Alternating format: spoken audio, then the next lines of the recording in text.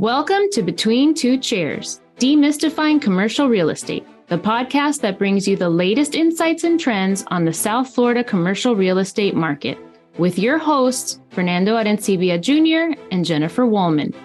In each episode, we dive into the world of commercial real estate and break down complex concepts to make them accessible for everyone.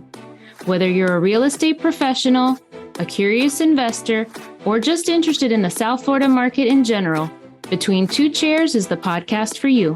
So pull up a chair and join us.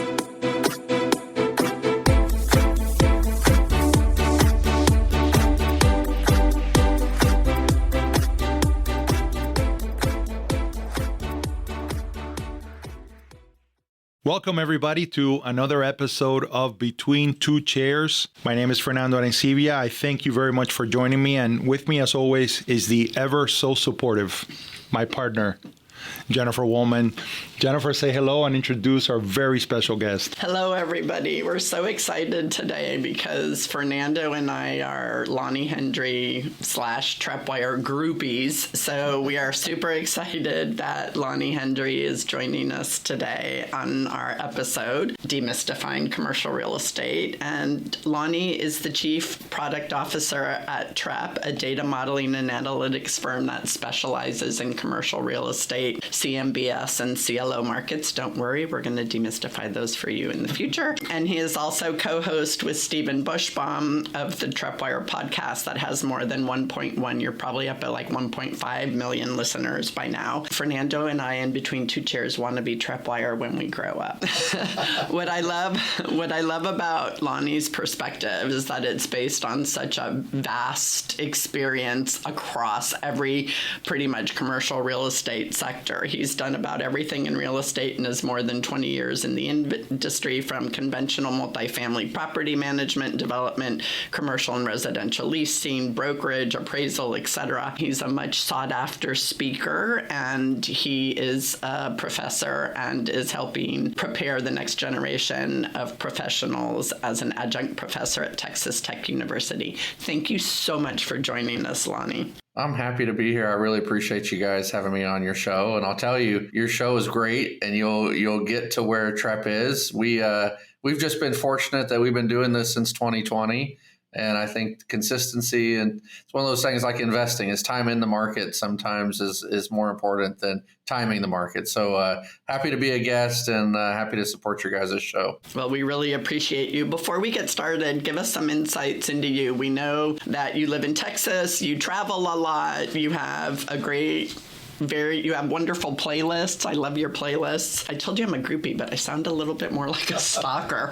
Can you tell me what you like to do when you aren't traveling, teaching, recording, speaking? Yeah, so unfortunately, I'm kind of a boring person. I pretty much live, eat, sleep, breathe commercial real estate 24/7.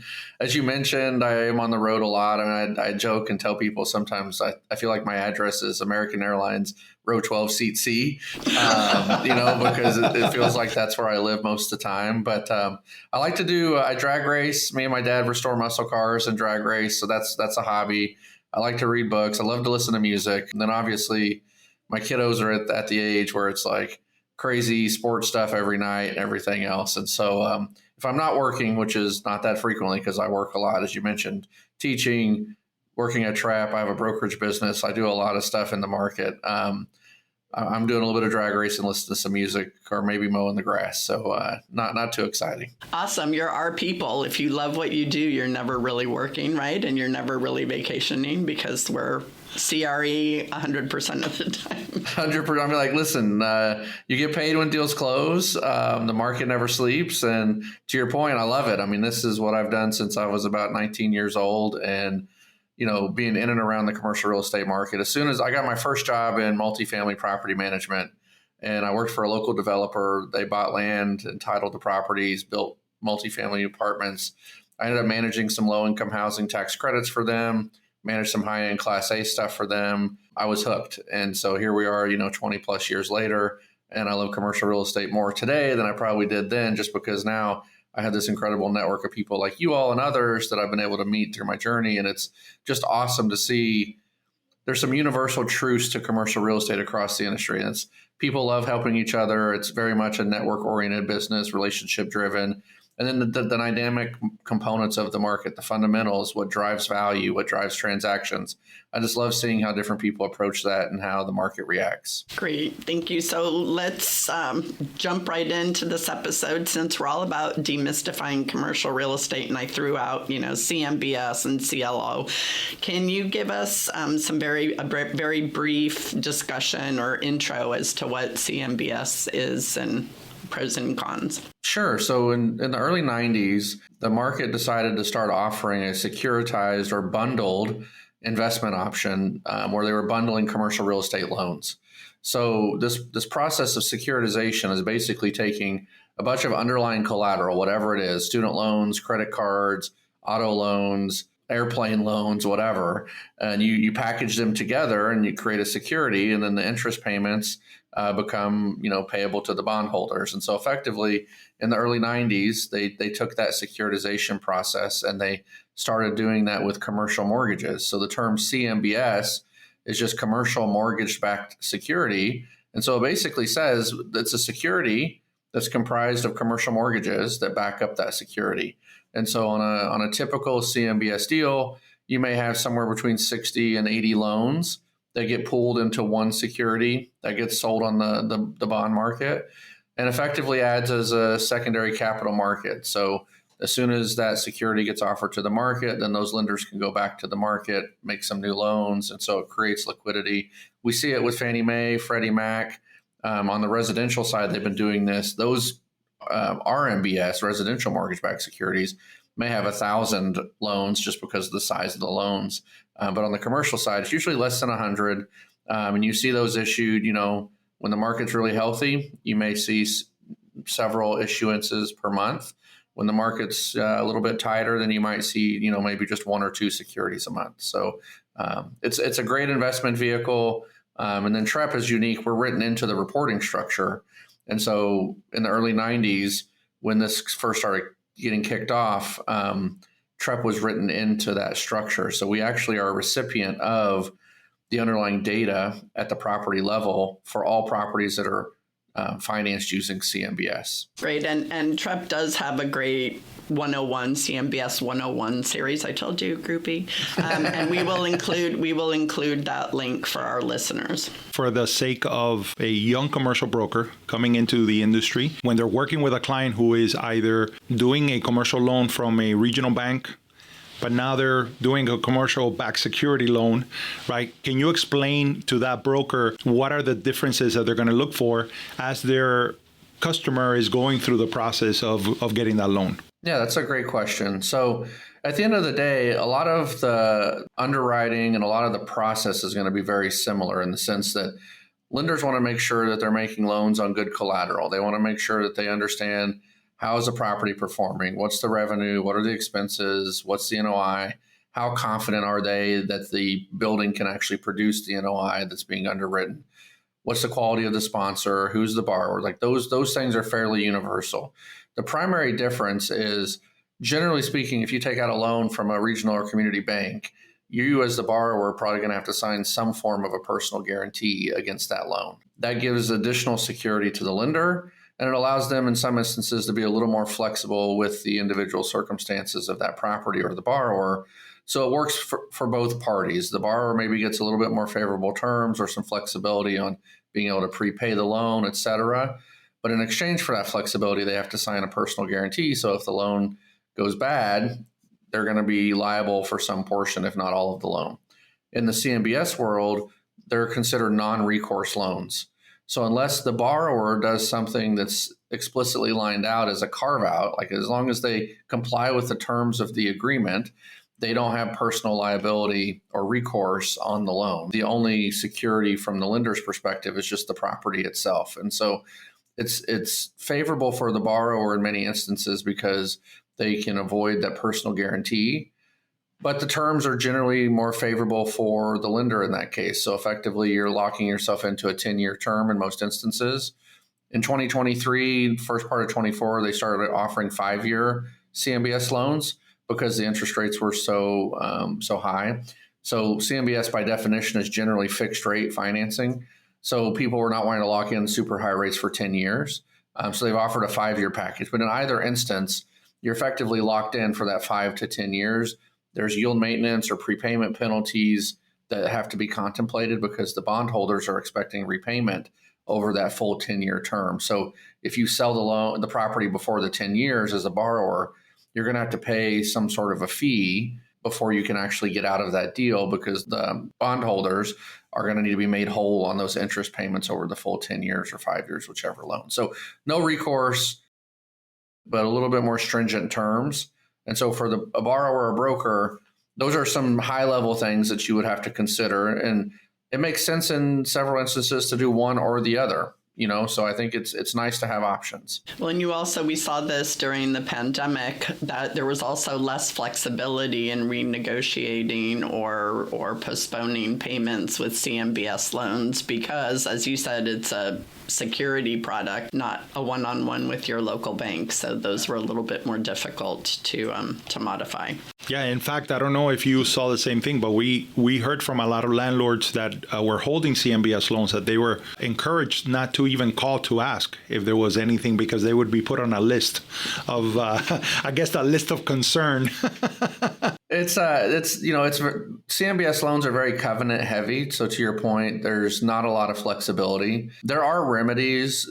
Usually, though, the property has to be in default in order for a special servicer to be appointed, and then for the borrower to be able to negotiate some of those terms. And that comes with some risk, and that comes with some potential downside. So, the idea is CMBS is predominantly used for stabilized properties with predictable cash flows, where the property should produce the NOI that's underwritten. It's not really a mechanism for value add or reposition type of properties, or properties with a significant amount of upside where the borrower is hoping to transform the property in a couple of years and then turn around and sell it. It's definitely more for the stabilized long-term owner that effectively says, look, I can lock in a good interest rate. I can lock in some terms. As long as I make the payment every month, I'm going to have no problems. But to your point, Jennifer, if they have some challenges, that regional bank or community bank is going to be much more forgiving and understanding. And that's a relationship-driven type of lender, whereas CMBS is very transactional. Great. Thank you so much. What about, what is CLO? So CLO is interesting. So that stands for Collateralized Loan Obligation. And effectively, those are bridge loans, which means they're 24 to 36 month initial terms. They have, 1, 2, or 3 12-month extension options after the initial term. And these are completely opposite of what I just described in CMBS. These are for those short-term value add reposition type of loans where the borrower is buying a property today at, $100 million, thinking that in 3 years they're going to be able to sell the property for $150 million. And so in most cases, these were floating rate loans that were taken out. So just to give some context, over the last 5 years, there's been about $150 billion worth of CRE CLO issuance. About 70% of that $150 billion has been in multifamily, and probably 50 or 60% of that has been in the Sunbelt states. And so all of us have seen these 1970s vintage Class C apartments that were getting bought at very low cap rates. And the buyer was assuming they were going to renovate the property, paint the outside, renovate the interior of the units, and increase rents 20% per year.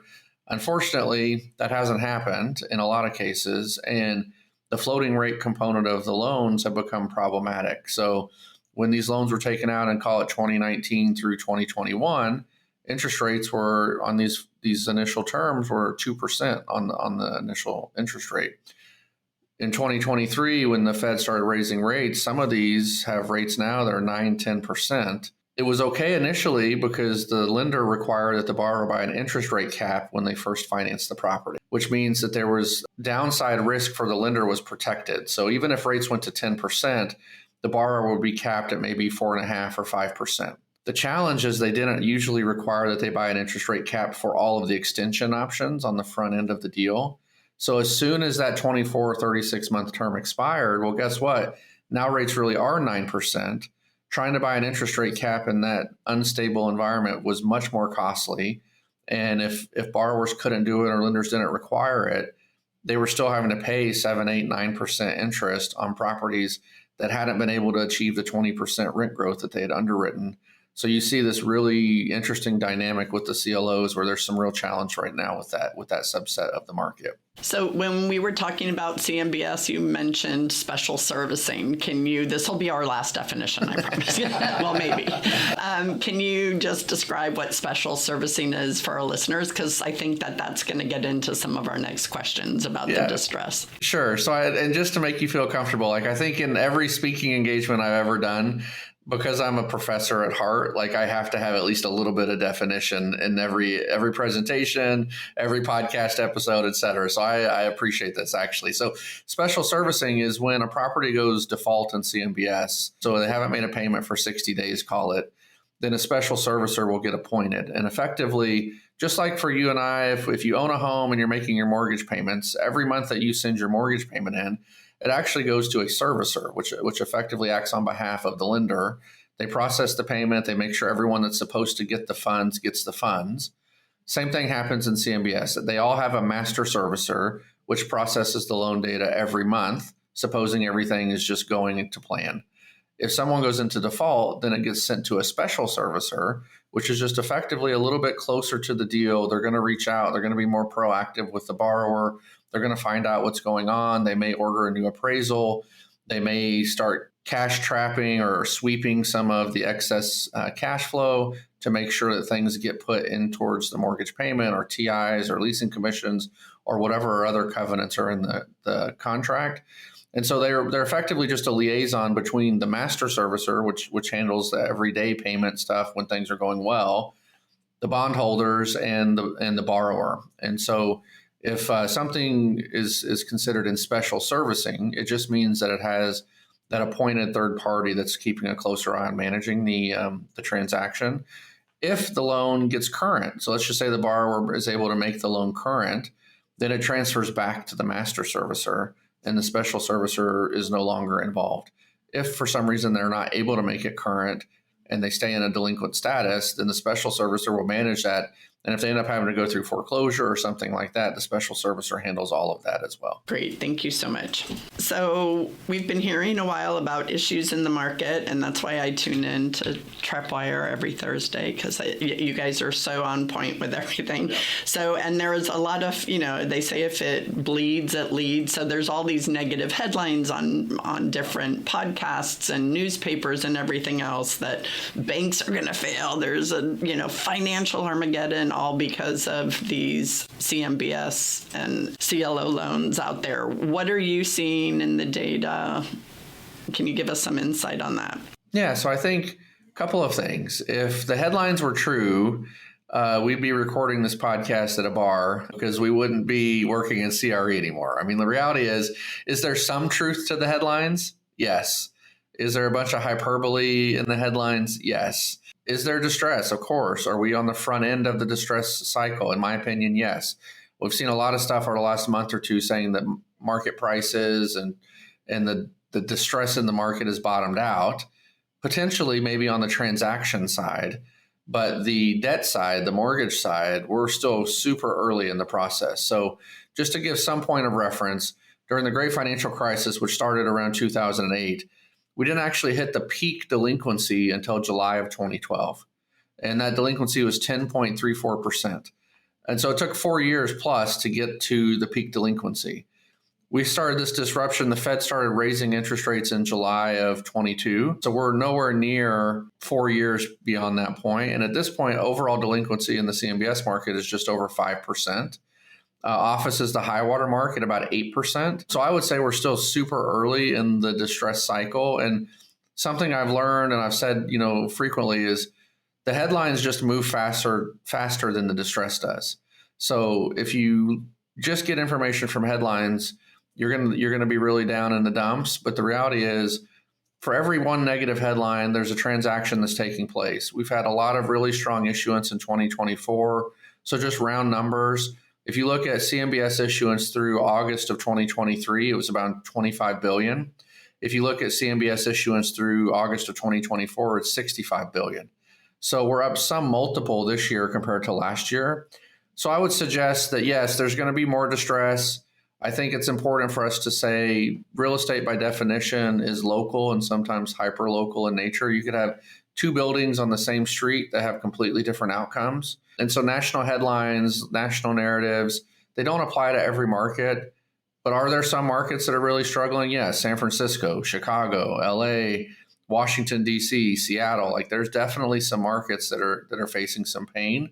But for every one of those, there's a Dallas, a Miami, and others that are still like, they're like, what's this recession you're talking about? What's this slowdown you're talking about? Because they don't seem to be affected by it. So given the fact that we're in the early phases of the distress, should people who are waiting on the sidelines, I know there's a ton of powder. I know everybody's waiting for something to give because the market is so unstable and CRE likes the knowns and stability. Is it too early to really start releasing some of those funds and start buying? Is it better to wait 2 or 3 years down the road? What are you guys seeing? So I would say in any market, there's opportunity to buy. I think that's one of those narratives that kind of gets embedded into the CRE mindset of we should wait for the right time to buy. And I would suggest if that's the mentality, you would never buy anything. It's almost like waiting until you're ready to have kids or waiting until you're ready to afford a house. Like if you wait, by definition, the price goes up, the market shifts. What you think was what your goal was, heading into that usually changes. And so at some level, you shouldn't be buying just to buy in any instance. Like you should make sure fundamentally the investment makes sense. But having some perception that like waiting is somehow going to get you a better buying opportunity, I think is a risky proposition. I mean, just as an example, let's just say the Fed, which, Jerome Powell last week in Jackson Hole said they're ready to pivot on the rates. So let's say in September we get 25 or 50 basis point rate reduction. The math doesn't change a lot for these upcoming maturities and the challenges and stuff that's been well documented. If you're in a 3.5% interest rate and you have to refi into a 7, or you have to refi into a 6.5 because they lower rates, you're still going from a 3.5 to a 6.5. It's still net negative for you. But if you have dry powder on the sidelines, maybe that 50 basis point reduction in rates makes some of those deals that you like a little more palatable. And if that happens and people start deploying that capital at scale, guess what's going to happen to prices? They're going to ramp right back up. And so this narrative of like, wait and see, I think is a little bit risky, but it doesn't change the fact that you still have to make sure the fundamentals and the property can produce the results that you're needing it to for it to make a sound investment. I love that answer because it's true. We hear that all the time. Oh, prices are going to crash. Everything's going to fail. I'm going to buy in foreclosure. It's like, yeah, you and everybody. Exactly. And we see it very much so when we talk about the office market here in South Florida, where people don't realize that it is the healthiest, office market in the country.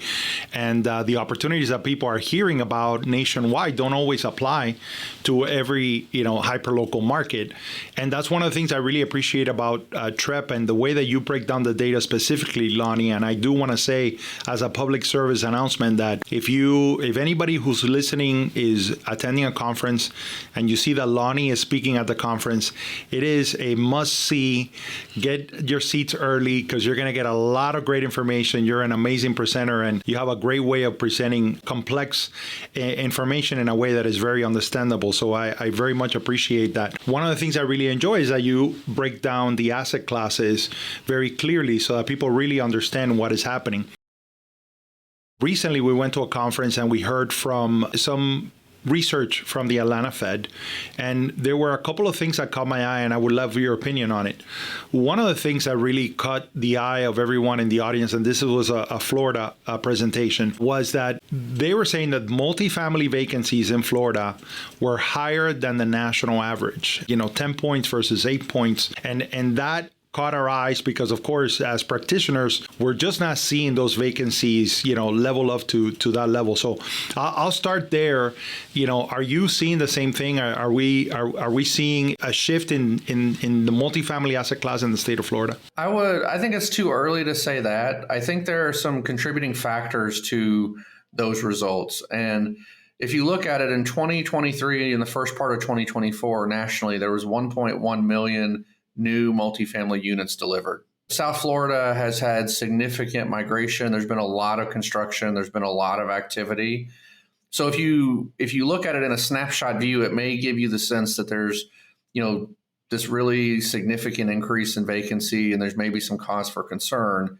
I would suggest I think it's probably just a little bit of a short-term blip in the sense that there's been a lot of new construction delivered and high-end construction where it's really high prices. It's a segment of the market that's catered to that South Florida resident. But if you look at 25, 26, 27, 28, the new construction pipeline is really thin. So for those property owners that maybe right now have seen vacancy go from 7% to 10%, over the next couple of years, it's going to swing back in their favor, in my opinion, because you're not going to see this influx of new construction at the scale that you had over the last 5 or 7 years. So, you guys are living there and see it every day. If you look at the new high-end multifamily units that have been delivered across the cities, I know Brickell, there's a bunch of just developments everywhere. You're going to see a little bit of a pullback on the construction side, and I think that pricing demand and then the vacancy will swing back in the favor of the owner. And again, the numbers, it depends on how you look at it. If you look at a 10-year average, if vacancy is 7, 8, 9, 10%, that's probably in the range of what historical stabilized occupancy is. It's just during 21 and 22, things got really, really tight. And so people with short-term perspective sometimes feel like, oh, we've seen a huge expansion. But if you looked at multifamily, any city across the U.S. over a 10-year time horizon, 95 to 90, 5 to 10% vacancy or 95 to 90% occupancy is not outside the range of comfort for them. I like that perspective because I think also what happens is that we tend to ignore other data pieces that we know to be a fact, which is that for over 10 years, we've been underdeveloping units in the entire country. And so, when all of a sudden you have a surge, we want to encourage that surge. And to your point, some of that adjustment might be just temporary. And if you have a long-term view and you look at, where you're coming from and the fact that, we're far away from catching up to the number of units that are missing in the marketplace. The other item that was really interesting to us, and we would love to hear if you are, in fact seeing the same thing, is that we know that regulated, bank lenders have been conservative in their approach towards CRE. However, even with that conservative approach, they have had the added risk that there's uncertainty and inaccuracy sometimes in asset valuations. One of the examples they mentioned is that they were looking at this portfolio. They gave it to, about 7 different appraisers, and they have valuations that range from $8 billion to $32 billion. And so that valuation has really created great concern. And one of the things he mentioned is that some lenders are adding premiums to the appraisal cap rates, 100, 200 basis points, which of course is changing the loan to value. It's really making it so. Is that a trend that you're seeing, and is that something that we should be aware that will continue on for the near future? So I think it's where we're at in the cycle. When things are going really well and there's a lot of transaction activity and there's a lot of sales data and there's a lot of cap rate data and there's a lot of income and expense data flowing through the marketplace, appraisal is a lot easier because you have good recent data to use to formulate a value for the asset. When you're in this part of the cycle where transaction velocity is a lot slower, there's a lot less sales, there's a lot less leasing activity, there's a lot more uncertainty, it gets to be very problematic. I think the appraisal profession is kind of at a crossroad at some level where you have technology that's really advanced across the CRE spectrum. So regardless of if you're a lender, if you're a broker, if you're a tenant rep or a landlord rep on the leasing side, you leverage technology every single day, and it's helping make your business more scalable, make more money, et cetera. In the appraisal practice, they're using technology to identify sales comps and income and expense data.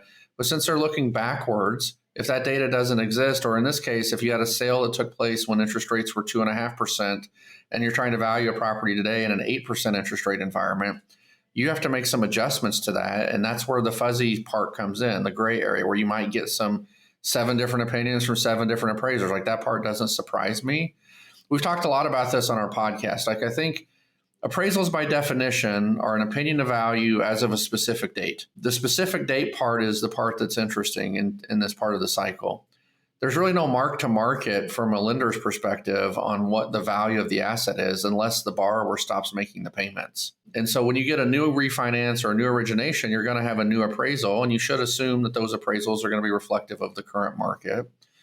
But if you have a loan on your books right now that has a value from 2018, the lender's looking at that. As long as they're making the payments, they're not concerned about what the actual value today is. But the reality is the value is probably different than it was in 2018, especially if it's an office building, even if the borrower is making payments. So I think the appraisal profession, you're going to see some changes with that. I think you're going to see the lenders, as you mentioned, verifying more of the appraisals. I mean, traditionally lenders will go through and do like an appraisal review, but they're not effectively recalculating a value. They're just making sure that the appraiser complied with USPAP, did the necessary steps, et cetera. I think you're going to see a little bit more conscious effort made to say, do we think these comparables are in fact comparable? Do we think these adjustments are in fact reasonable? Do we think this income pro forma or this cap rate is reflective of the market? And if not, I think you're going to see them, to your point, adding a little bit of a premium, maybe be more conservative on the LTV, et cetera. I would be remiss if I didn't plug our data. I mean, like, this is an exact one-to-one use case for Trepp. Like, we have owner-submitted income and expense financial data every quarter on every property in our data set. We have cap rates on all new issuance. We have appraisals on all new issuance and refinances. If appraisers are not using our data, they're putting themselves at risk of having the lender start to question how and why they did what they did. So to our listeners, if you are either buying a property or have a client who's buying a property, make sure that the appraiser has Trepp data. That should be one of your top questions, that they're local, that they know the market, the local market, and that they're using Trepp data. I agree. Are there any specific, I know Trepp came out with a white paper recently, bulls and bears markets and asset classes. Are there any specific Southeast Florida markets or asset classes that your data is pointing to in our market that is bull or bear? Yeah, I mean, I think for Miami broadly, everything is really strong still. I mean, so like from a relative perspective, Miami is like leading the pack across the U.S. in terms of just activity, sentiment, momentum, all of the things that you want to see. Like, I know in the last 6 or 8 weeks, I've definitely started seeing some headlines around the residential market slowing down and all this other stuff. But again, I think some of that is short-term in nature. I think it's a little bit, we're short-sighted in thinking that things are just going to appreciate in value or rates are going to grow at 12% every year. You guys have been on a tear. I mean, look at your industrial. There's zero availability across the metros. I don't see that changing anytime soon. Like, there's an insatiable appetite for that. Your multifamily is going to maybe have a little bit of a lull period. But again, on the face of it, relative to other markets, Miami is going to be really, really strong. Office, I mean, last time I was there, I think I counted something like 30 construction cranes or 40 construction cranes between the conference center and the airport. And so, like, I think Miami broadly is still where people want to put their money. It's still where people want to move. There's a lot of momentum. And I think, you guys, both with your podcast and just with the mayor, with everyone that's kind of like promoting South Florida, there's been a lot of really good stuff done to keep the momentum. And I think that you're going to see more people coming there. I mean, Florida broadly has seen massive amounts of net in-migration, and I don't foresee that slowing down. And so every corporate relocation, I read something this week that Foot Locker was like moving their corporate headquarters from New York down to Florida. With every one of those moves, just increases the value of just that South Florida lifestyle, the CRE aspect, and so much more there that you just can't replicate in other places. Were there any surprises in that white paper for you? I mean, I know Seattle came out as at the top of the bulls, and I think Phoenix, Arizona are, in the bears. But, was there any information there that really caught your eye? I think it's an interesting, we're going to start doing that report every month because the data changes near real time, right? So it's interesting, like, depending on what month you look at the data for what property sector and what region, the data does look a little surprising in some instances, and others it doesn't. I mean, like Phoenix as an example, if you look at Phoenix 3 or 4 years ago, Phoenix would have been the top market across the U.S. They had crazy amount of capital coming in. You had multifamily properties trading there. it seemed like same property sold in 3 years and it increased in value like 100% on each sale. Now you're seeing a little bit of a pullback there. I was out in Phoenix maybe 2 months ago, and you're not seeing the activity that you saw before. Now, on the industrial side, you're seeing a significant amount of industrial development out there. So multifamily's really pulled back. Industrial, there's a lot of appetite for that out there in that market now. So I would just say, like, nothing that just jumped off the page, but we really enjoyed putting the report together, because I think what it does is it captures that snapshot of where are these markets right now based on the available data.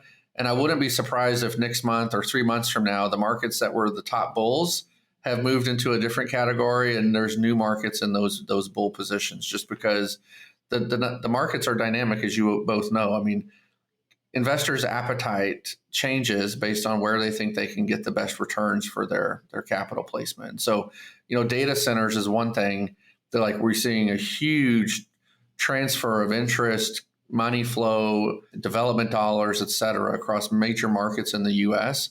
That could shift an entire commercial real estate landscape. I mean, you look in the Virginia markets, data centers are like driving those markets. It's at the point where they're going to have some power issues at some point where they can't generate enough power to actually run them, which means that people are going to have to find alternative locations for some of those developments. So as a data nerd, those reports and other stuff we put out, I love it, because you don't know what's going to happen. You look at the data and it tells the narrative for you. I think this was going to be my stat at the end of our show, but because I read a very interesting article about how these data center providers were really having a difficult time filling in the space. They had an oversupply, and big companies like Amazon would negotiate, because they were buying in bulk, negotiate great deals.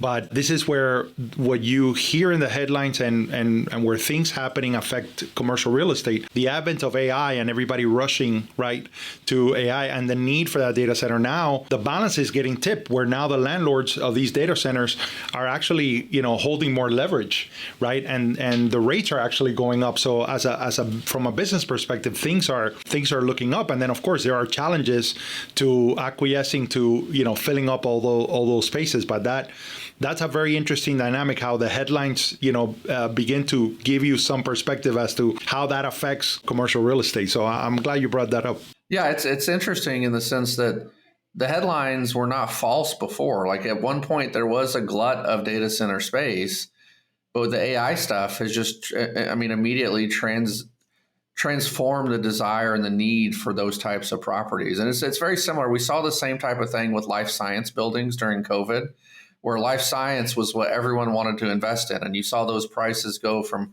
$200 a square foot on the sale side to sometimes $1,000 plus a square foot. But now we're in 2024, and you've seen that really come back the other direction. So, I think that's the part that we all love about the commercial real estate market, is you cannot hold on firmly to your beliefs about something, because the market dictates what happens, and the market shifts based on demand. And that's the part that makes this fun. You can work in commercial real estate. I've been in it for 20 plus years. It's never the same. Every day, something different.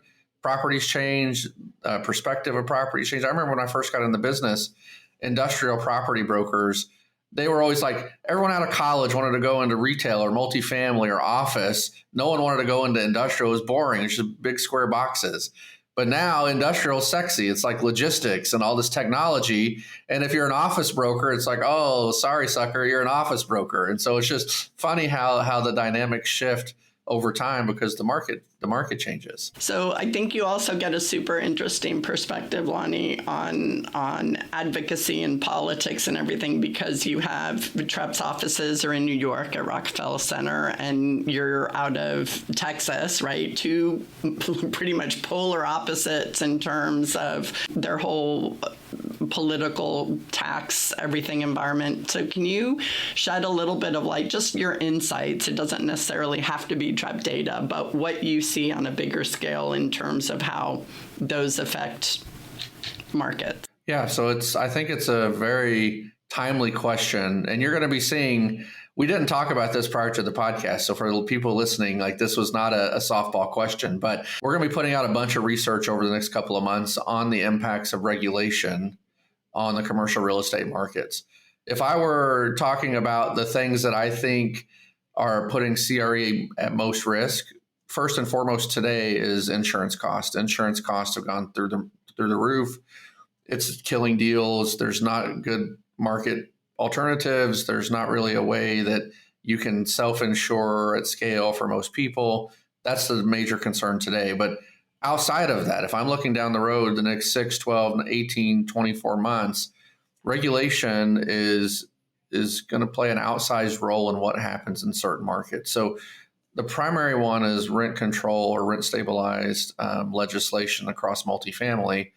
And New York has one of the most predominant rent stabilization laws in effect, and it's effectively decimated those lower income rent stabilized type of opportunities for CRE owners. So effectively, they cap the rental side at a rental rate or a rental increase that makes the revenue side of the equation effectively zero on the uptick. But there's no caps in place for the expenses. And guess what? There's been a lot of expense inflation, and it really makes these not long-term viable real estate opportunities. They become like a short-term commodity where every year the properties get older, there's more deferred maintenance, there's less impetus for the owner to put any capital into the building because they can never recoup that. And so I don't think you'll see, I'm hoping that you don't see that type of broad brush implemented rent control across the U.S. But if you listen to any of the elected officials that are running for office, that's a hot button topic for them that they think attracts voters. There has to be more nuance to it, though. We can't say real estate's local and hyper local and then apply broad brush regulations across an entire industry. It doesn't work. And in my opinion, like at some level, I'm not an economist, but it comes back to supply and demand. You want to make things more affordable. You want to help with affordability, build more units. It's really, really easy. Like you entitle properties to have denser development. You allow developers to come in and build those properties in locations where people want to live. And this affordability and some of this other stuff will take care of itself. And so regulation, it's beyond just rent control. There's a lot of other things I think are a net negative for the commercial real estate market. Now, I know down in Florida, I think you guys had, what is it, Live Local Act that just passed. And there's been a lot of resistance at the municipal level where they don't want to incorporate this higher density, higher zoning use case. But I applaud the market for saying Florida for saying we're going to pass this legislation, because at the end of the day, you have to have more available units. You need denser construction. There's this infrastructure benefit. There's efficiency. There's economy of scale. There's all these things that the market will benefit from if allowed to do it. We got to change the narrative that developers are not bad. All of us live in a house that at one point, or an apartment that at one point was built by a developer. We should have reason and restrictions that make sense. That's why you have, there's this concept of PEGs, physical, economic, government, and social. Those are factors that drive value. They should be working in some sort of equilibrium, though. You can't have the government side, zoning and regulation, outsized relative to the other components. Great. And Florida also passed a law where you can't do rent control, because we were seeing that happen in some counties where they were passing rent control legislation, and the state came in and said, not in our state.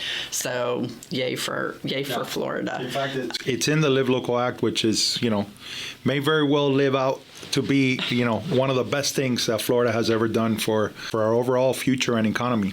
And just to get back kind of to your insurance statement that you made, I mean, obviously we're feeling it here. I think it's worldwide, just based on everything that's going on climate-wise and lawsuit-wise and everything else in the insurance industry. But you have a background in sustainability, and a lot of the sunshine states have issues, right? Phoenix, their heat index, Florida, our storms. What are you seeing from a sustainability standpoint? Are you seeing any major trends, either in specific asset classes, specific states? Can you touch on that a little bit? So I think this is one of those things where I'm going to sound a little bit contradictory to my previous statement on the regulation and other things. This is one of those areas where you probably need a little bit of government intervention to say, we're going to require new development to meet a higher standard from a sustainability perspective. They're going to be they need to be developed in a more weather resistant fashion, where they either have some natural cooling elements or they're designed in a way that provide hurricane resistance and other things, because the market itself, like the developers by definition, are trying to maximize profits.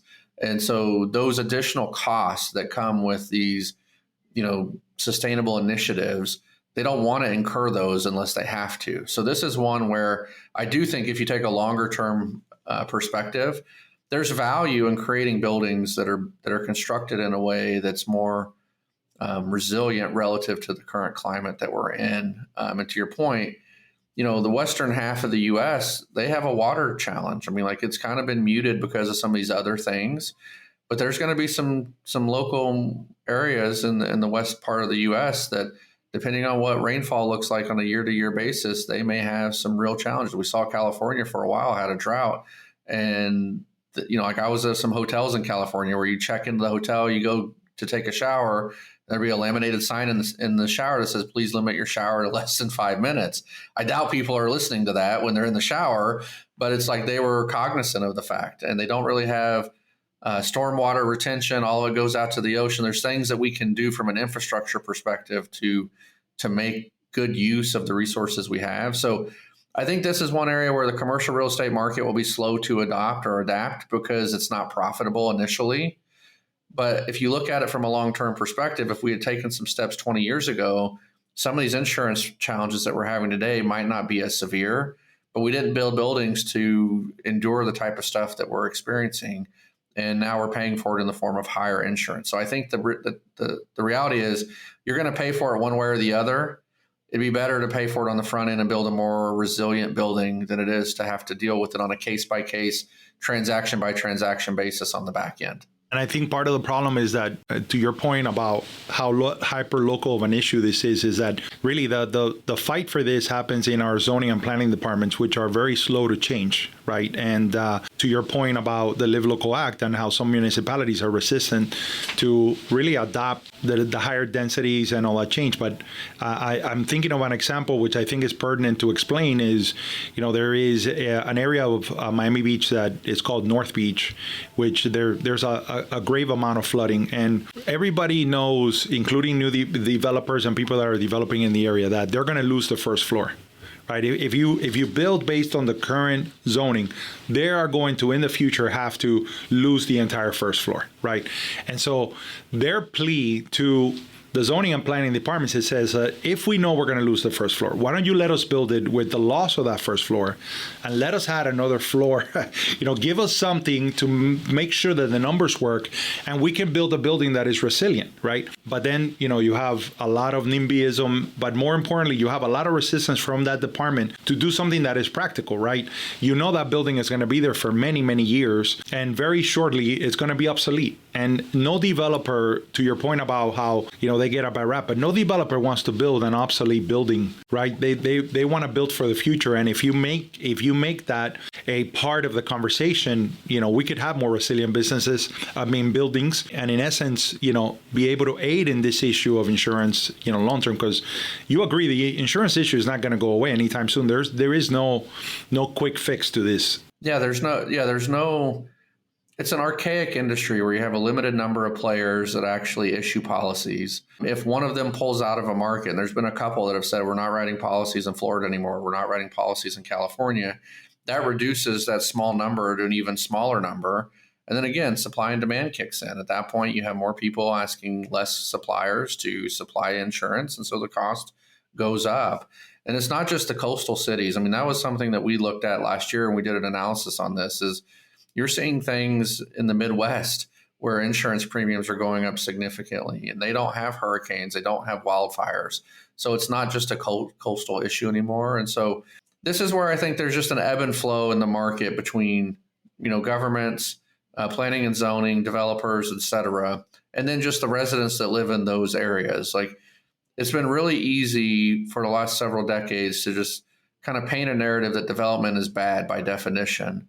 And I think we have to change that narrative to say good development, well thought out development can actually enhance your local community to a point where people want to come there. And some of these new developments that have mixed use components, where you have retail and you have medical office and you have regular office and you have residential all together, for a lot of people, that provides them access to other things that they wouldn't have if they had to live in the suburbs. And we just need to kind of get to a point where the market broadly can look at the benefit from a holistic perspective, and development by definition is not a bad thing. Are there bad developments? Yes. Are there bad developers?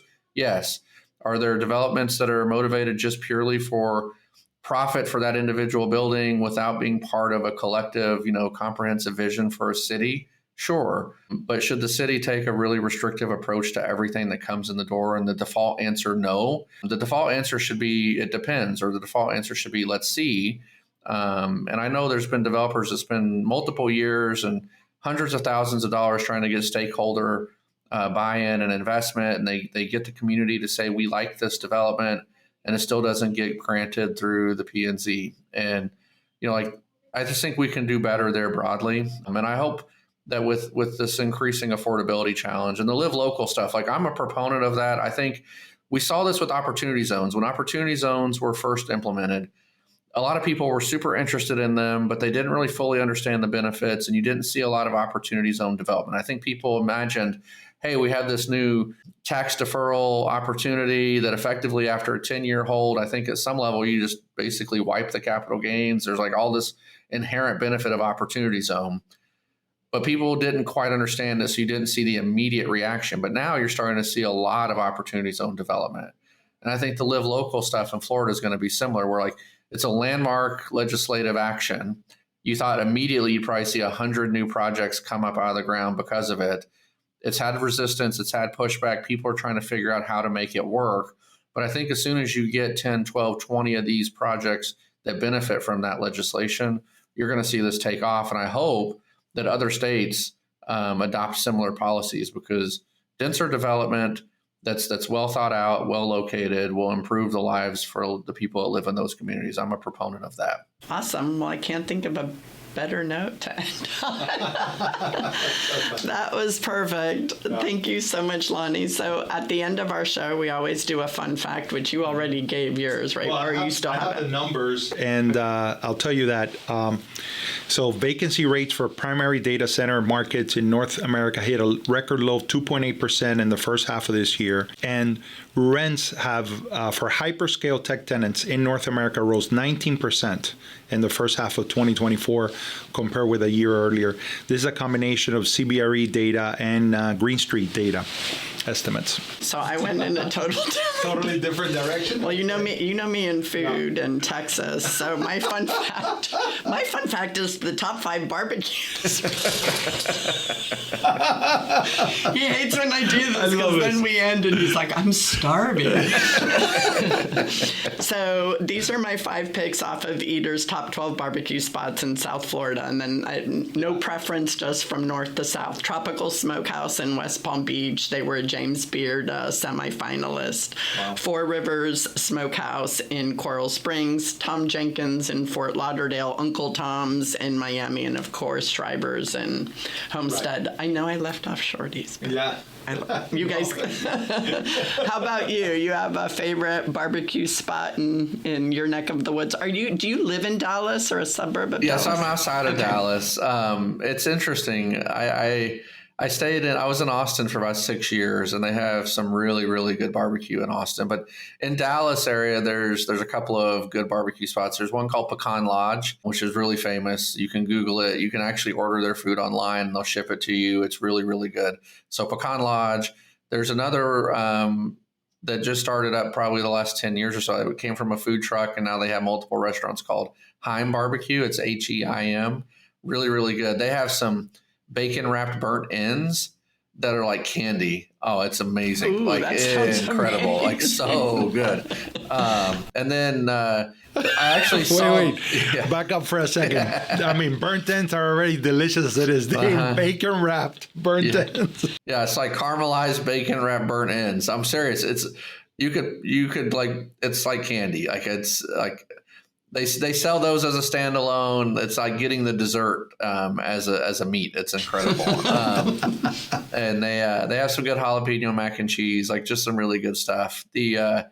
My favorite though, in Austin, there's a place called Terry Black's, and I just saw they're opening up some locations here in the DFW metro. So Terry Black's to me is the spot. Like they have the best barbecue. So yeah.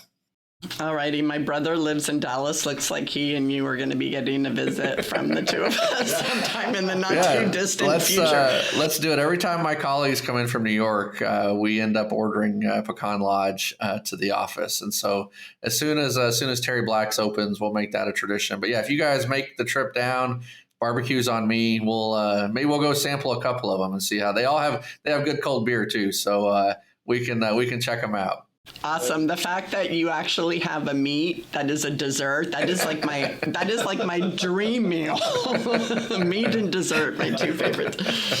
So Lonnie, we can't say enough about you. You really are amazing, and with all the accolades, and when we're reading your CV to everybody, we just want to say that beyond that, you're an exceptional human being. It's really always wonderful to see you. You ooze positivity and knowledge, and we're better for knowing you, and we really appreciate this relationship, and we appreciate you being here and a part of our podcast. Well, thank you. I mean, those are incredibly kind words that I don't deserve. I'm a normal guy that just loves what I do, and to your point on the positivity, like, I'm very fortunate and blessed to be in the role that I'm in. I'm very fortunate and blessed to be able to have friends like you guys in this community. And so I'd be short-sighted to not take advantage and say, how can we all help each other? And you guys have played a vital role in giving me speaking opportunities and creating opportunities for me to kind of share a little bit about what I know. So thank you for having me on, and thank you for the friendship too, for both of you. I mean, it's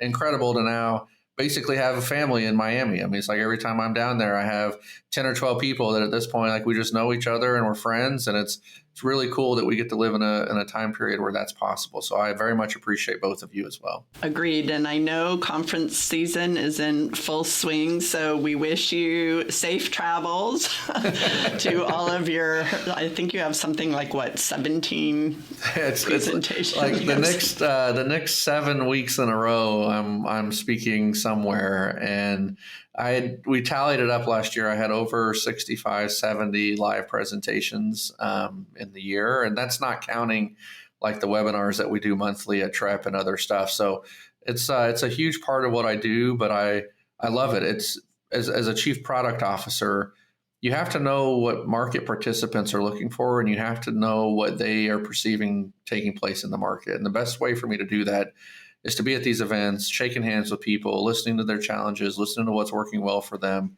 And so, if anyone listening here wants me to come join them on a podcast or present at a conference or whatever, just reach out. I'm more than happy. That's part of what we do at Trepp, and be more than happy to make your acquaintance and see if there's something I can add for you as well. Perfect. Fantastic. Thank you so much, Lonnie. Yeah, thank you everybody for joining us. We appreciate you listening in. I think that you will agree with us that this has been a very special episode, and we appreciate you providing us feedback and continuing to listening to our humble podcast. So for Jennifer and I, and for Lonnie, goodbye. Goodbye. See you next time.